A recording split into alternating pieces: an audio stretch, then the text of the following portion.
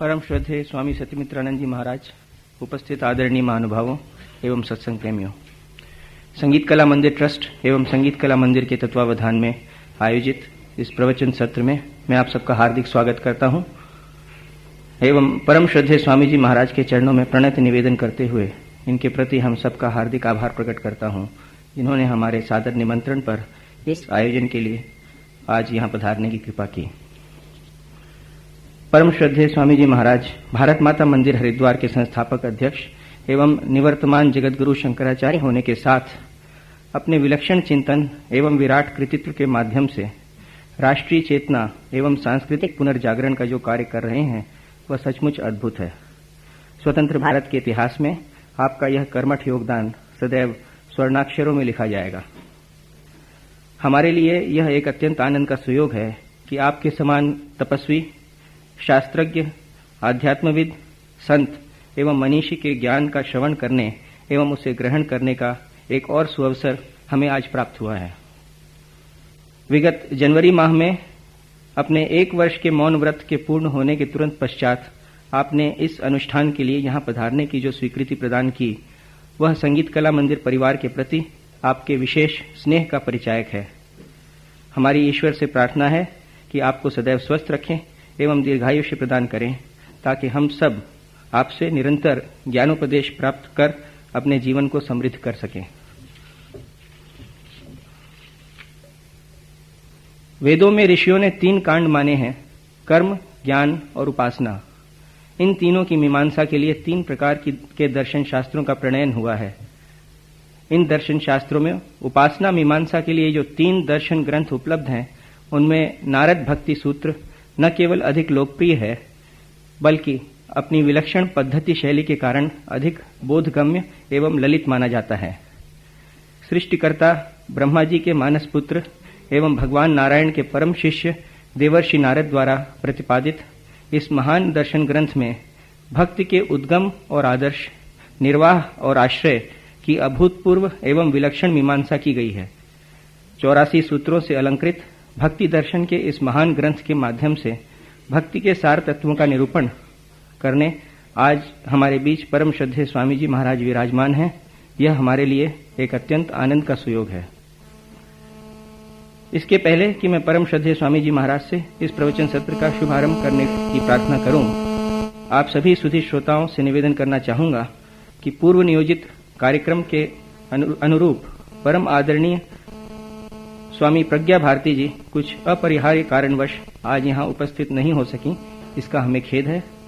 हमें आशा है कि आगामी कार्यक्रम में हमें उनके दर्शन एवं ज्ञान से लाभान्वित होने का अवसर अवश्य मिलेगा।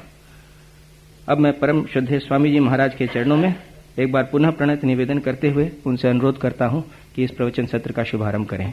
जय श्री राम। ओम विश्वानि देव सवितर दुरितानि परासु यद्भद्रं तन्नयास्व। ओम शांति शांति शांति। कल्याणानां निधानं कलिमलमथनं पावनं पावनानां पाथेयं जन्ममुक्षौ सपदि परपदप्राप्तये प्रस्थितस्य विश्रामस्थानमेकं कविवरवचसां जीवनं सज्जनानां बीजं धर्मद्रुमस्य प्रभवतु भवतां भूतये रामनाम। यस्याङ्के च विभाति भूधरसुता देवापगामस्तगे भाले बाले विधुर्गले च गरलं यस्योरसव्यालराट् सोऽयं भूतिविभूषणः सुरवरः सर्वाधिपः सर्वदा शर्वः सर्वगतः शिवः शशिनिभः श्रीशङ्करः पातु माम्। मूकं करोति वाचालं पङ्गुं लङ्घयते गिरिं यत्कृपातमहं वन्दे परमानन्दमाधवम्। वसुदेवसुतं देवं कंसचाणूरमर्दनं देवकी परमानन्दं कृष्णं वन्दे जगद्गुरुं। नमो ब्रह्मण्यदेवाय गोब्राह्मणहिताय च जगद्धिताय कृष्णाय गोविन्दाय नमो नमः। नारायणं नमस्कृत्य नरं चैव नरोत्तमं देवीं सरस्वतीं व्यासं ततो जयमुदीरयेत्।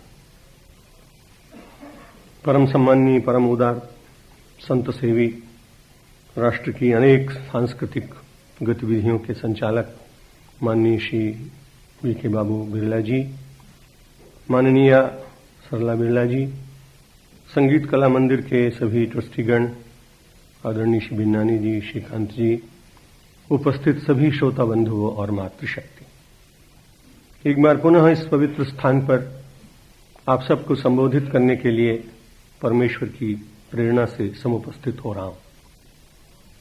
आप जितने श्रोता हैं सभी प्रायः उन सभी तत्वों से जानकारी रखते हैं जिनकी चर्चा मैं अपने प्रवचन में करूंगा, क्योंकि यहां पूज्य महापुरुषों का आगमन अनेक दशाब्दियों से होता रहा है और आप सब उनके पवित्र प्रवचनों से, सुधामयी वाणी से अपने को लाभान्वित करते रहे। लेकिन अयोध्या की वो बात स्मरण आती है कि जब सत्संग होता था, सरयू के तट पर अयोध्यावासी एकत्र होते थे। उस समय जब ये सूचना भगवान श्री राम को मिलती थी कि आज सत्संग हो रहा है और वशिष्ठ महाराज वहां पर किसी विशिष्ट विषय के ऊपर प्रवचन करेंगे, तो भगवान श्री राम सब कुछ कार्य छोड़कर और वहां पहुंच जाते थे। अब विचार करने की बात है कि भगवान श्री राम को भी कुछ सुनना शेष था क्या? लेकिन गोस्वामी तुलसीदास जी महाराज ने बड़ी अच्छी बात कही, वेद पुराण वशिष्ठ बखाने ही सुनहि राम यद्यपि सब जाने। भगवान राम सब कुछ जानते थे, लेकिन फिर भी जब वशिष्ठ के द्वारा ज्ञान सत्र आयोजित होता था तब वो अपनी सारी महिमा का विस्मरण करके स्वयं भी उपस्थित होते थे। इससे ऐसा लगता है कि यदि आपको सब कुछ भी ज्ञात हो तो भी कहीं सामान्य सत्संग भी होता हो तो भी उस व्यक्ति की महिमा नहीं है उसमें उस महापुरुष के, उस भगवतावतार के शब्दों की महिमा है जिनके संबंध में वो चर्चा करेगा। परमात्मा ने सबको अलग अलग बुद्धि दी है, अलग अलग ज्ञान के स्रोत दिए हैं और वे सभी अपार हैं, अनंत हैं। उनमें से जिसको जितना परमात्मा कृपा करके दे दे, उनके द्वारा उसे विनम्र भाव से समाज को समर्पित करने की चेष्टा करनी चाहिए, क्योंकि वे स्रोत भी उसके अपने नहीं होते हैं। जब भी कभी किसी ज्ञान के स्रोत पर किसी व्यक्ति का अहंकार के कारण अधिकार होता है, तब निश्चित रूप से वो एक संप्रदाय बन जाता है और संप्रदाय में सीमित पद्धतियां आती हैं, सीमित चिंतन आते हैं, सीमित कुछ ऐसी परंपराएं बन जाती हैं जिससे मानव का आंतरिक औदार्य समाप्त हो जाता है। इसलिए जब भी कभी बुद्धि के द्वारा कोई निर्झर समाज को और व्यक्ति को तरल सरल बनाने का प्रयत्न करता हो, उस समय उस व्यक्ति को सोचना चाहिए ये परमेश्वर की कृपा से ही प्राप्त है, इसमें मेरी अपनी कोई महिमा नहीं। इसलिए अपनी संपूर्ण गरिमा और महिमा का जिसका वर्णन किया गया हो उसे विस्मृत कर परमात्मा के चरणों से प्राप्त, उनकी महिमा से प्राप्त कुछ शब्द आपको समर्पित करने का प्रयत्न करूंगा। आइए मन की वृत्तियों को एकाग्र करने के लिए क्षण भगवान का पवित्र नाम ले लें। श्री राम जय राम, जय जय राम।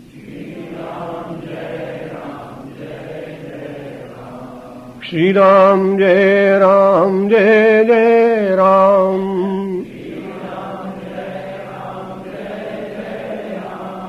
श्री राम जय राम, जय जय राम।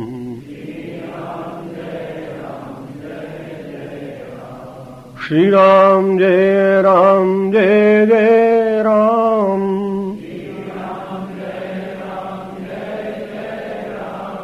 श्री राम जय राम, जय जय राम।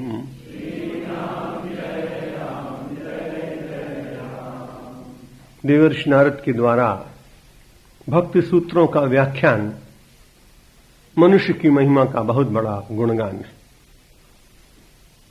क्योंकि स्वयं देवर्षि पहले देवर्षि नहीं है। परमात्मा किसी सादा सामान्य व्यक्ति के भीतर भी इतनी बड़ी शक्ति जागृत कर सकते हैं कि वो त्रिकाल पुरुष बन सकता है। देवर्षि नारद की महिमा इस बात में है कि प्रत्येक काल में लोग उनके गुणगान गाते रहे। अनेक कल्पों में उनके द्वारा लोगों ने प्रेरणा प्राप्त की है। देवर्षि नारद को अपने जीवन की घटनाओं को कहीं भी छिपाने की इच्छा दिखाई नहीं पड़ती है।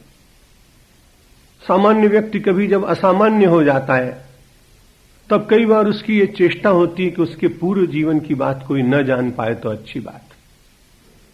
लेकिन देवर्षि नारद ने सारे संसार को डंके की चोट कहा कि मैं तो दासी पुत्र था, मुझ में कोई ऐसी शक्ति नहीं थी कि मैं कुछ भगवान के लिए कुछ कह पाता।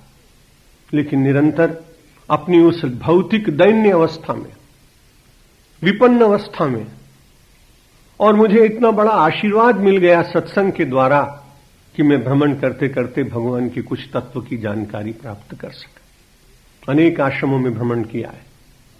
आपने जब भी कभी श्रीमद् भागवत की कथाएं सुनी होंगी तब उसमें आपने महात्म के साथ देवर्षि नारद के जीवन की महिमा भी और उनके जीवन के संस्मरण भी श्रवण किए होंगे। देवर्षि नारद कहते मैं निरंतर भ्रमण करता रहा, संतों के पास जाता रहा।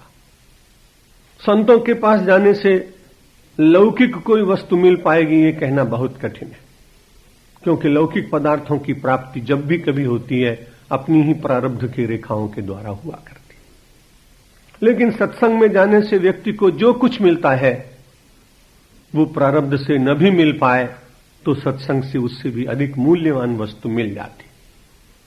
प्रारब्ध से संसार की लौकिक सुविधाएं मिल जाती, उनमें व्यक्ति उनको समुचित सदुपयोग करने की दृष्टि से निरंतर जीवन में व्यवहार करता रहे तो वे वस्तुएं उसके लिए बंधन का कारण नहीं बन पाती और उसके मन में सत्संग, भक्ति, प्रेम, सदाचार, सेवा जैसे सद्गुणों का अपने आप ही प्रस्फुटीकरण हो जाता।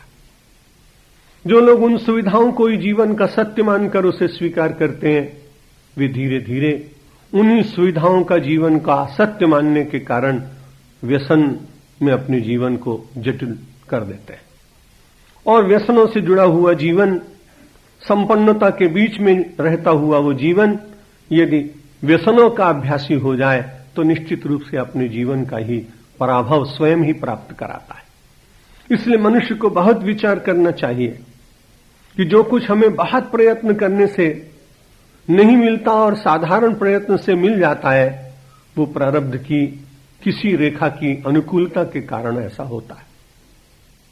इसलिए भगवान वेदव्यास ने कहा कि मनुष्य को संसार में आके करना क्या चाहिए। एक छोटा सा उनका वाक्य स्मरण आता है, तस्यैव हेतो प्रयतेत कोविदः न लभ्यते यद भ्रमताम उपरि अधः।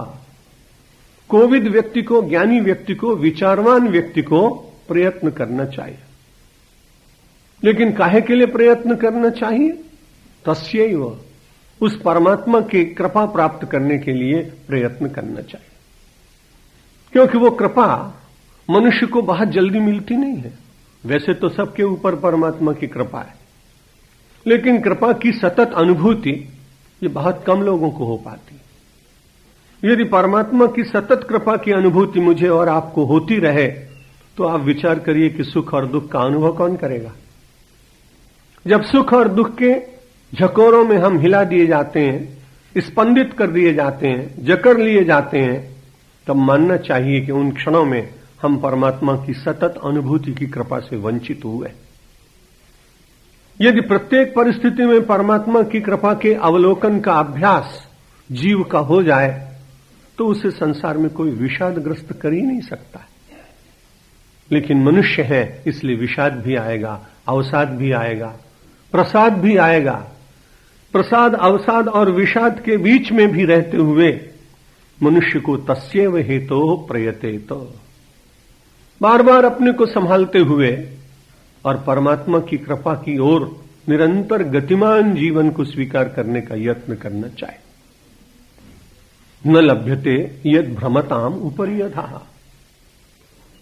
संभवतः महर्षि वेदव्यास को ज्ञात होगा विज्ञान उन्नति करेगा और उन्नति इतनी होगी कि आदमी केवल आकाश में विचरण नहीं करेगा बल्कि अंतरिक्ष में विचरण करेगा। केवल आकाश में विचरण करते हुए एक देश की सीमा को पार कर दूसरे देश की सीमा को स्पर्श कर वहां अपने गंतव्य पर पहुंचने के बाद विश्राम न कर बल्कि और उससे ऊपर जाने का प्रयत्न करेगा और नक्षत्रों की खोज करेगा, चंद्रमा की खोज करेगा। लेकिन उन्होंने बड़ी अच्छी बात कही, न लभ्यते तत्, वो उसे वहां भी प्राप्त नहीं होगा। ऊपर ही अधः, यदि वो समुद्र के नीचे चला जाए तो भी उसे वो नहीं मिल पाएगा और अंतरिक्ष की यात्रा करते करते चंद्रमा से भी पार कहीं और किसी दूसरे नक्षत्र में, ग्रह में चला जाए तो भी वो न मिल पाएगा। कौन नहीं मिल पाएगा? तस्य, वह परमात्मा। उस परमात्मा के द्वारा प्राप्त सतत ज्ञान, सच्चिदानंद हूं मैं, इस प्रकार का अटूट ज्ञान मानव को इन भौतिक उपायों के द्वारा प्राप्त नहीं हो सकता है। भौतिक उपायों का निषेध नहीं किया उन्होंने, उन उपलब्धियों की निंदा भी नहीं की महापुरुषों ने, लेकिन कहा उन सब के बीच में रहते हुए केवल इतना ही प्रयत्न करिए कि बार बार विचार करते रहे हम सब लोग कि मनुष्य जीवन वास्तव में किसके लिए मिला है।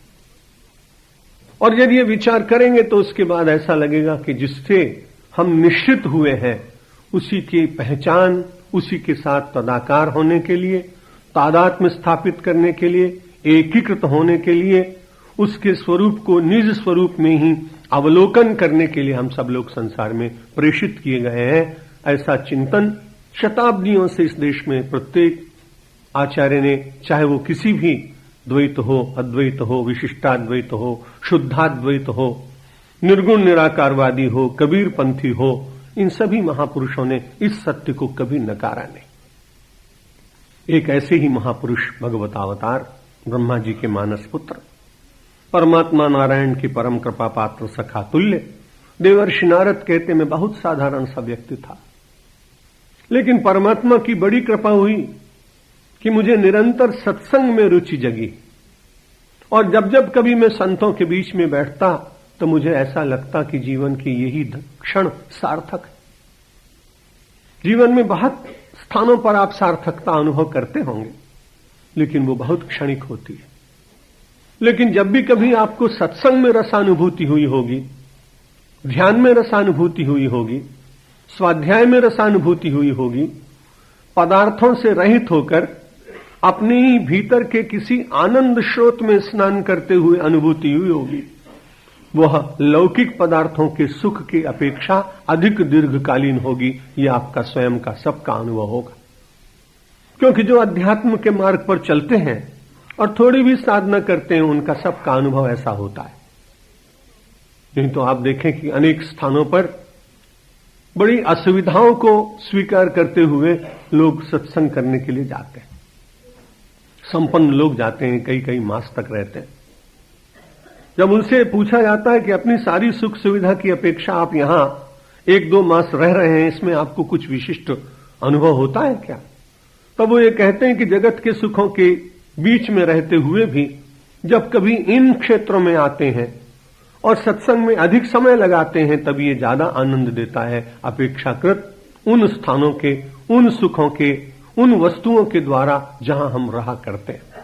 ये तो लौकिक जगत में वर्तमान अनुभूति भी लोगों की है, तो देवर्षि नारद की अनुभूति सत्य ही है।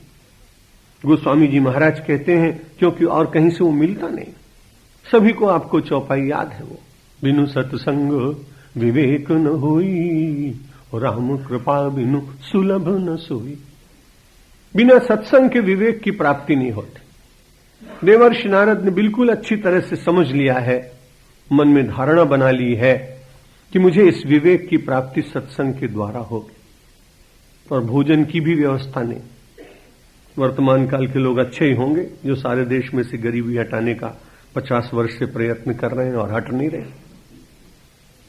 लेकिन देवर्षि नारद कहते हैं कि गरीबी में भी कुछ अच्छा हो सकता है। यदि दृष्टि मानव की ठीक हो तो जीवन का दैन्य इतना बड़ा अभिशाप नहीं है जिसका लोग बहुत बढ़ा चढ़ाकर वर्णन करते हैं। उन्होंने कहा मेरे जैसा दैन्य दीन व्यक्ति कौन होगा कि जिसके भोजन की व्यवस्था नहीं, जिसके निवास की व्यवस्था नहीं, जिसके लिए स्थायी कोई ऐसी व्यवस्था नहीं कि उसके सहारे वो जीवन चला सके।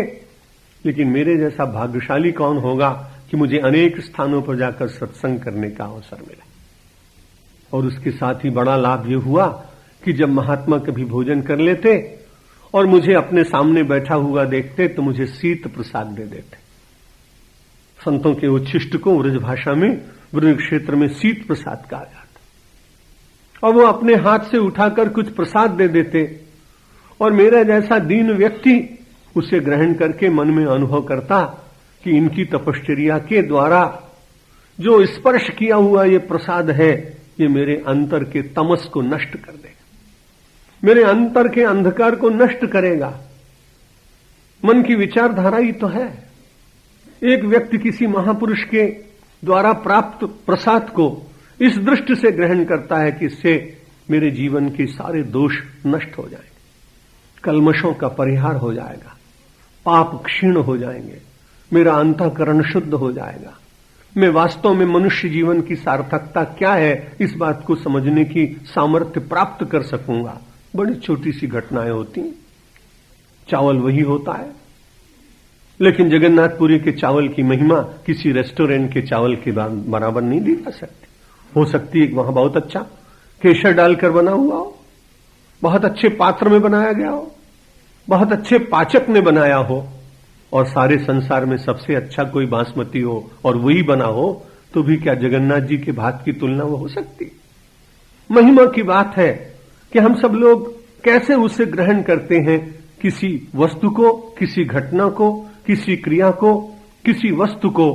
यदि उसके भीतर उदात्तता है, उदारता है, वैशिष्ट्य है, आध्यात्म चिंतन की कोई कणिका उसके साथ जुड़ी हुई है, तो निश्चित बात है कि वो सामान्य असामान्य हो जाता है। देवर्षि नारद भाग्यशाली, भले ही दासी पुत्र हैं, लेकिन उनको संतों का साथ मिला। संतों का साथ मिलने के साथ साथ उसे स्वीकार करने के लिए अपनी बुद्धि के कपाट को निरंतर उद्घाटित रखने की एक दिव्य आकांक्षा भी रही। कई महापुरुषों के साथ कई सेवा करने वाले लोग रहते हैं, लेकिन उनमें से कुछ लोग बहुत ही आध्यात्मिक हो जाते हैं और कुछ लोग निरंतर साथ रहने पर भी उन संतों का लाभ नहीं ले पाते। तो ये भी दृष्टि और मन की आकांक्षा की बात है। देवर्षि बहुत सजग है, सावधान। अध्यात्म के क्षेत्र में सावधानी की बड़ी महिमा है। सावधानी की महिमा सर्वत्र है, जीवन के व्यवहार में भी है, विमान चलाने में भी है, सड़क के ऊपर अपनी कार चलाने में भी है। इसलिए सावधानी बहुत आवश्यक है। कभी कभी ट्रेन से यात्रा करता हूं, उत्तर रेलवे के एक स्टेशन पर मैंने बहुत अच्छा छोटा सा वाक्य पढ़ा, अच्छा लगा मुझे, कि सावधानी हटी कि दुर्घटना घटी। बड़ा छोटा सा वाक्य है, लेकिन आप विचार करके देखें कि जीवन में भी तो ऐसा ही होता है। जब भी कभी मनुष्य को पश्चाताप करने के अवसर आते हैं और फिर यदि वो उसका एनालिसिस करे, फिर उसके बाद यदि उसका विश्लेषण करे, तो उसको ऐसा लगेगा कि एक क्षण वो ऐसा क्षण था, यदि मैं उसमें सावधान हो जाता तो मुझे ये पश्चाताप का अवसर न आता। कोई ऐसा एक ही क्षण होता है जहां व्यक्ति कभी पराभव की ओर चला जाता है और कभी उद्भव की ओर चला जाता है। कभी वो ऊर्ध्व गति की ओर प्रस्थान करता है और कभी वो अधोगति की ओर चला जाता है। इसलिए जीवन का एक क्षण बड़ा सार्थक होना चाहिए। जीवन के क्षण को बहुत मूल्यवान नीतिकारों ने बताया। उन्होंने कहा ये तो स्वर्ण की मुद्राओं से भी अधिक मूल्यवान है। आयुषा क्षण एकोपि न लभ्य स्वर्ण कोटि भी सचेत निरर्थकम नीतः कानो हानिस्ततोधिका। एक नीतिकार ने कहा आयुषा क्षण एकोपि, आयु का एक भी क्षण, न लभ्य स्वर्ण कोटि भी, 1 करोड़ स्वर्ण मुद्राएं कोई ले आए और जो उसके जीवन का एक क्षण व्यतीत हो गया है और वो कहे कि मैं 1 करोड़ स्वर्ण मुद्राएं दे रहा हूं, 1 करोड़ सोने की गिन्नी दे रहा हूं, लेकिन बीता हुआ एक क्षण कोई मुझे वापस करा दे तो क्या मिलेगा? आयुषः क्षण एकोपि न लभ्य स्वर्ण कोटि भी सचेत निरर्थकम नीतः। यदि वो भी जीवन का क्षण निरर्थक व्यतीत हो गया, कानो हानिस्ततोधिका। नीतिकार कहते हैं इससे बड़ी और हानि हमारी और क्या हो सकती है। देवर्षि बहुत सावधान है। नारद विचार करते हैं कि जीवन मिला है, पता नहीं कब पूर्ण हो जाएगा। सबसे बड़ी कठिनाई हमारे जीवन की पूर्णता के क्षणों की अज्ञानता ही है। कोई भी कितना भी सामर्थ्य व्यक्ति हो, सामर्थ्यशाली, पर यह बता नहीं सकता है कि मेरे जीवन का अंतिम क्षण कब आएगा। इसलिए आयु का एक एक क्षण वो प्रारंभिक क्षण भी हो सकता है, मध्यकालीन क्षण भी हो सकता है और वही क्षण अंतिम क्षण भी हो सकता है, क्योंकि इसकी जानकारी किसी को होती ही नहीं। आयुष क्षण एकोपि न लभ्य स्वर्ण कोटि भी सचेत निरर्थकम नीतः। यदि वो निरर्थक व्यतीत हो गया, नीतिकार कहते हैं कानो हानिस्ततोधिका, अरे विचार करिए, इससे बढ़कर और कौन हानि की वस्तु हो सकती। देवर्षि बहुत सावधान, प्रत्येक आश्रम में जाते हैं, संतों के पास बैठते हैं, उनके मुख से शास्त्र श्रवण करते हैं, उनके जीवन की चर्या का अवलोकन करते हैं, उनकी सन्निधि से प्राप्त प्रेरणा के द्वारा अपने जीवन में कुछ प्रस्थापित करने का यत्न करते हैं, विचरण करते हैं और भगवान का नाम संकीर्तन करते हैं। वीणा उनके हाथ में दिखाई पड़ती है, पृष्ठभाग में आप देख रहे हैं। और जब वो वीणा बजाते हैं तो हम सब लोगों को एक मूक संदेश देते हैं। जब भी मैं कभी उनकी मूर्ति का दर्शन करता हूं, मुझे ऐसा लगता है वो कहते हैं कि मेरी वीणा बहुत पुरानी हो गई, पर तुम्हारे पास तो सबकी अपनी अपनी वीणा है। और नारद कहते हैं कि ये वीणा, मेरी जो वीणा है वो तो ठीक, लेकिन तुम्हारा पूरा ही जीवन ही वीणा है। इसमें से वो संगीत निकालो जिसके द्वारा तुम तृप्त हो जाओ, परिवेश तृप्त हो जाए, जीवन धन्य हो जाए, और उस राग से परमात्मा के अनुराग का एक नया राग प्रकट हो, जिससे उसमें तुम डूब डूब कर अपने जीवन के समस्त परितापों का विस्मरण कर सको। देवर्षि नारद का वेश, देवर्षि नारद का परिवेश, देवर्षि नारद की भाषा, देवर्षि नारद का चिंतन, देवर्षि नारद की तपश्चर्या, देवर्षि नारद का परिभ्रमण, ये सभी हम सब लोगों के लिए प्रेरणादायक। परिभ्रमण भी होता है तो जीव के कल्याण के लिए। और बड़ी विचित्र बात है, कभी किसी पर अनुग्रह करते हैं और कभी किसी का विग्रह भी कराते हैं। और इसीलिए लोग नारद जी का जहां सम्मान पूर्वक स्मरण करते हैं, वहीं गांव में कभी कभी लोग कहते हैं उसके पास मत बैठना, वो तो बड़ा नारदी विद्या में निपुण है। ये कैसे हो गया, कब हो गया, ज्ञात नहीं हुआ, लेकिन लोग कहते हैं कि दो व्यक्तियों के बीच में विग्रह करा दे, झगड़ा करा दे, उसे कलयुग में लोग नारद नारद कहने लगे। पर वास्तव में नारद जी का जो विग्रह भी कराते थे तो उसके भीतर भी अनुग्रह छिपा होता था। कहीं उन्होंने किसी को भड़का भी दिया तो उसके बाद भी उसका कल्याण ही है उसमें। पार्वती को उन्होंने बहुत कहा कि तुम विष्णु को वरण करो, शंकर जी में क्या रखा हुआ है? उनके पास तो नाग है, भस्म है, डमरू है, व्याघम्र है, लेकिन देखने गए थे कि वास्तव में निष्ठा कैसी है उनकी। पार्वती जी ने कहा, महाराज हमारे पास बार बार क्यों आते हो? तो कौतुकियन आलस नहीं, वर कन्या अनेक जग माही, और कहीं जाकर के अपनी बात ये कहो।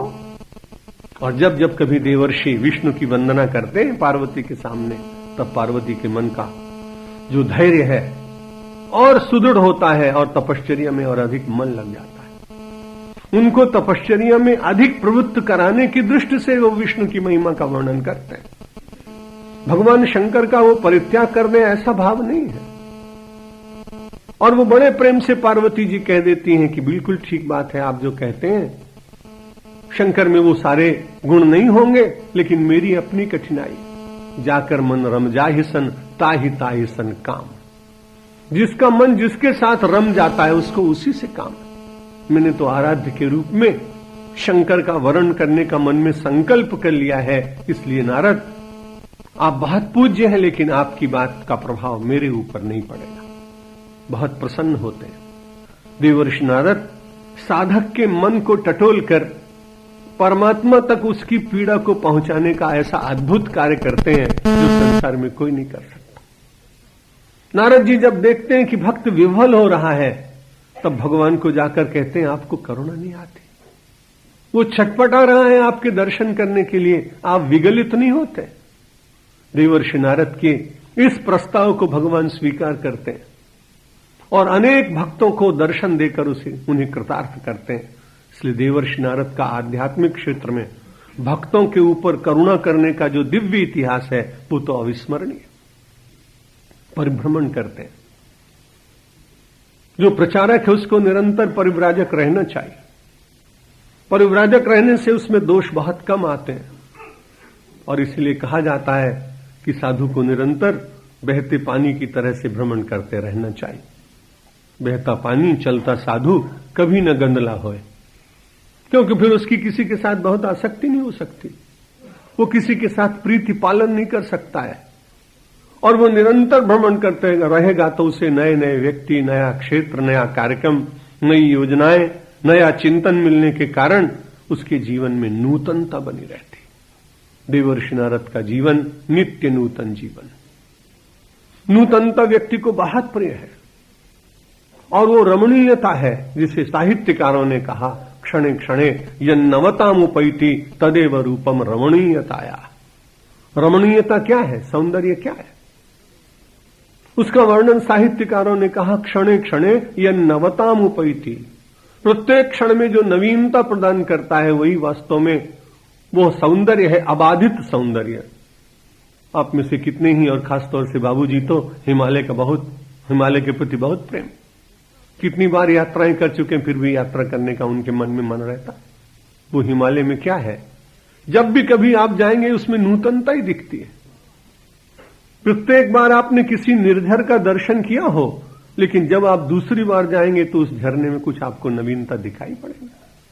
कितनी बार आप केदार बद्री गए हों, गंगोत्री गए हों, लेकिन मार्ग की वो प्राकृतिक सौंदर्य के दृश्य आपको हर बार कुछ न कुछ नूतनता ही प्रदान करते हैं।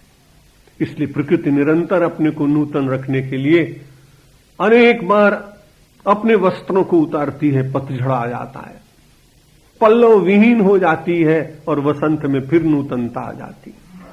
क्षणे क्षणे यन्नवतामुपैति तदेव रूपम रमणीयताया। उस रमणीयता का दर्शन इस परम त्यागी ब्रह्मचारी देवर्षि नारद में हमको होता है। कितने काल खंड व्यतीत हो गए, फिर भी हम सब उनकी चर्चा करते हैं, उनके साहित्य को पढ़ते हैं। उनके चिंतन से हम सब लोग अपने जीवन को धन्य बनाने की चेष्टा करते हैं। देवर्षि नारद का कार्य भक्तों को परमात्मा के साथ मिलन कराना। देवर्षि नारद का कार्य संकीर्तन की शाश्वत परंपरा को जीवित रखना। चैतन्य महाप्रभु ने संभवतः उनसे ही प्रेरणा ली होगी। जितने संकीर्तन के आचार्य हैं उनमें प्रायः सभी लोग देवर्षि नारद को अपना आराध्य मानते रहे, मार्गदर्शक मानते रहे, प्रेरक मानते रहे। देवर्षि नारद ने सबसे बड़ा जो उपकार किया मेरी दृष्टि से, वो महर्षि वेदव्यास से जो उनका आपस में डिस्कशन हुआ है, परस्पर जो संवाद हुआ है, वो बड़ा अद्भुत है। उन्होंने देखा कि महर्षि वेदव्यास उदास क्यों है, और इतने बड़े ऋषि से कोई पूछ नहीं सकता था कि आप उदास क्यों हैं। बड़ा कठिन होता है, बड़े आदमियों से प्रश्न करना बहुत कठिन होता है। देवर्षि नारद ने कहा मुझे क्या लेना देना है। जो एकाकी व्यक्ति होता है और निष्प्रिय होता है वो बड़ा फक्कड़ होता है।